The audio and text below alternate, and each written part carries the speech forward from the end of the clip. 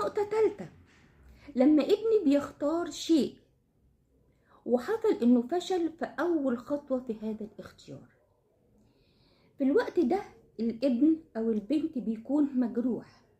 المجروح ما ينفعش تجيب حمض كبريتيك مركز وتحطه على الجرح، لا، انت بتضمد الجرح وبتضمده وبتلفه.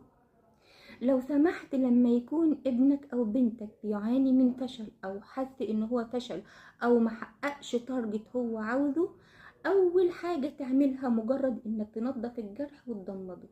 اوعى تقوله ادي نتيجة الاهمال، ادي نتيجة الفشل، يا ما قلتلك، يا ما نصحتك، بس انت ماشي من نفسك. ما ينفعش، انت ضمد الجرح. ضمادة الجرح لابني او بنتي هو ايه؟ حضنك. من فضلك يا ماما